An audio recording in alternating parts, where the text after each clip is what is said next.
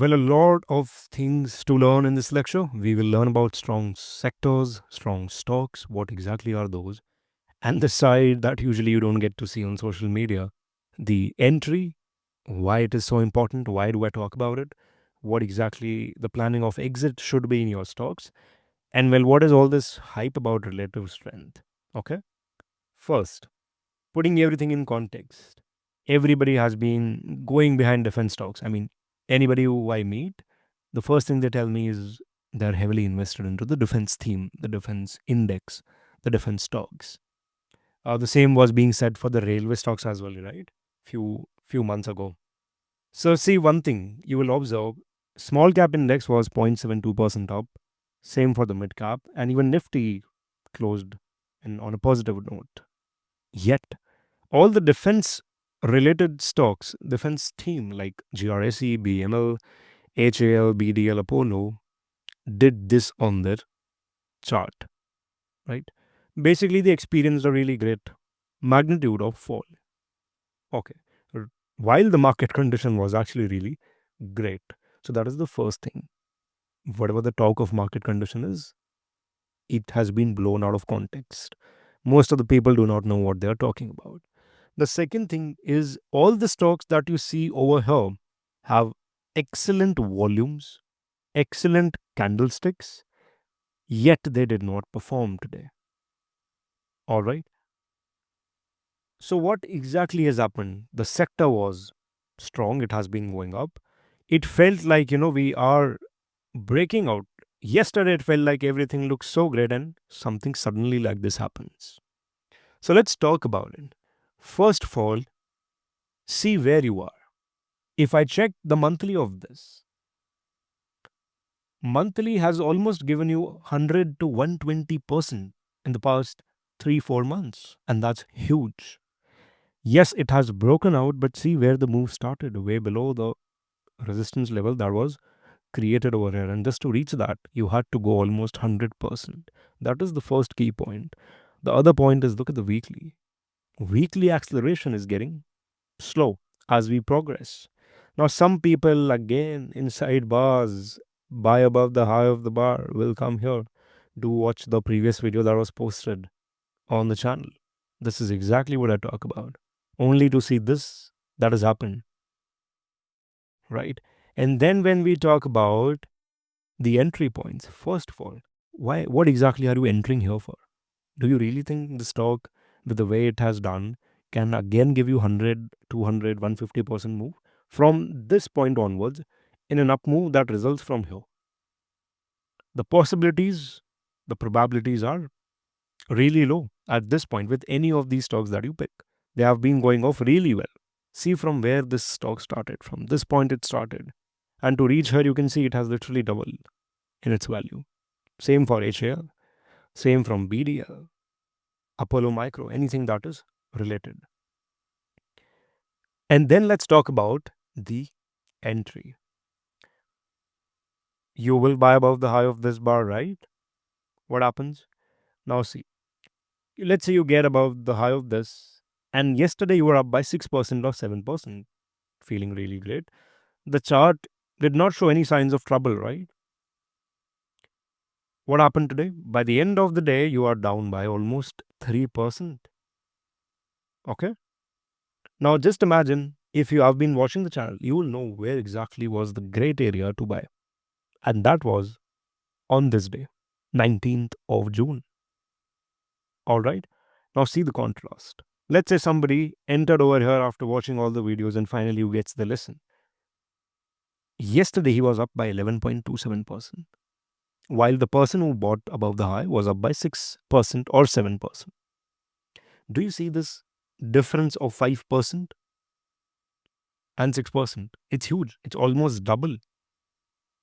And even if, let's say, you decide not to sell the stock today, do you know what you ended with? You ended with almost gains of 1.4%. While the person who was holding the stock, buying above the high of the bars, is down by almost 3%. Do you see the magic of entering at the right areas? This is what happens.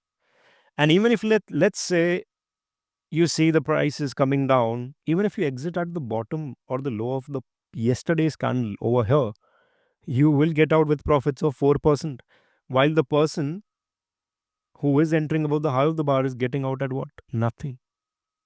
And this leads me to an important mantra of mine that I'll tell you, that I personally do and always make sure it happens.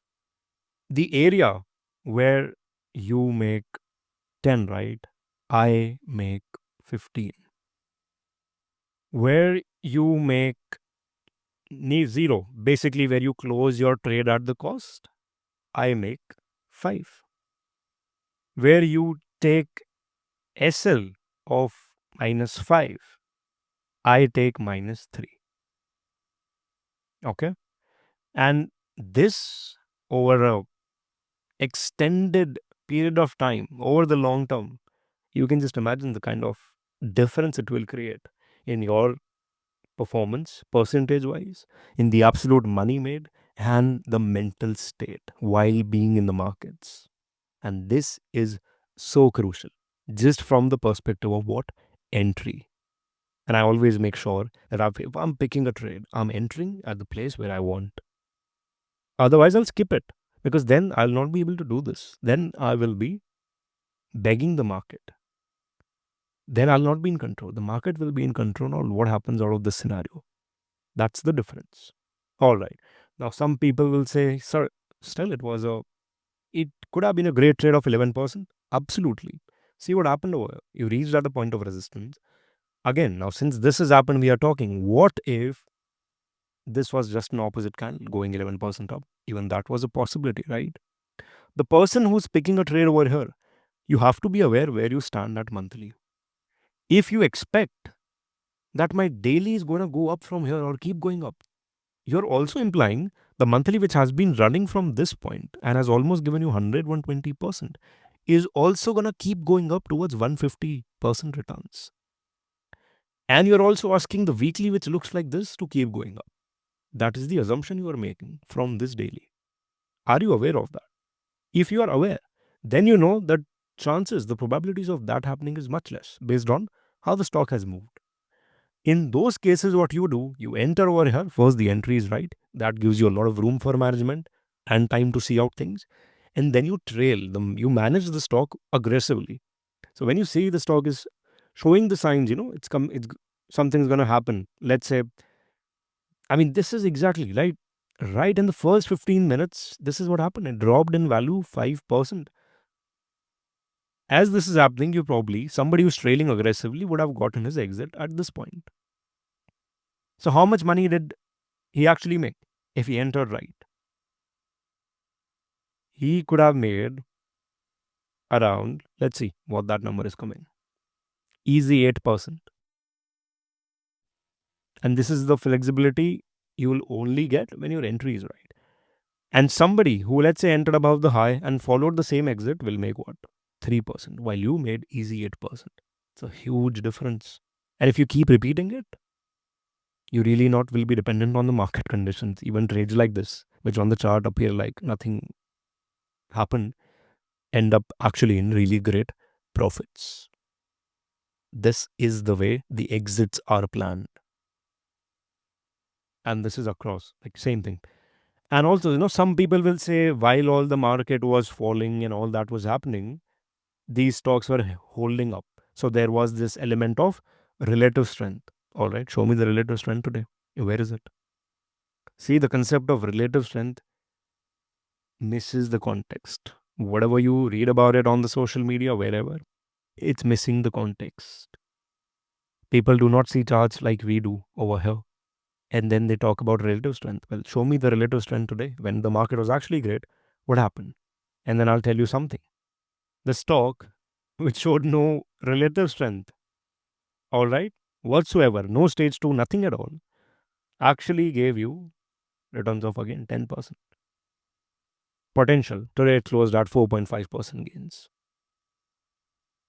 And that's exactly why I say trading is it's a huge game for us to be using terms like relative strength and wrapping our ego around it. So do not do that. And this tells you that the fact you can select one of the best sectors. You can select one of the best stocks of that sector. If you are not aware of the other factors, if your entries are suboptimal, you're going to end up with loss. And that is exactly, I'm pretty sure, would have happened with a lot of people. And this proves that fact. And few days ago, I made a video where the market conditions, as people say, were bad, yet I showed you the stocks that were doing brilliantly well.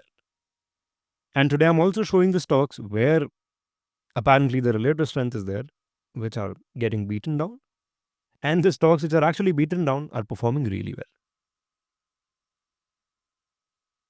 This is what markets is.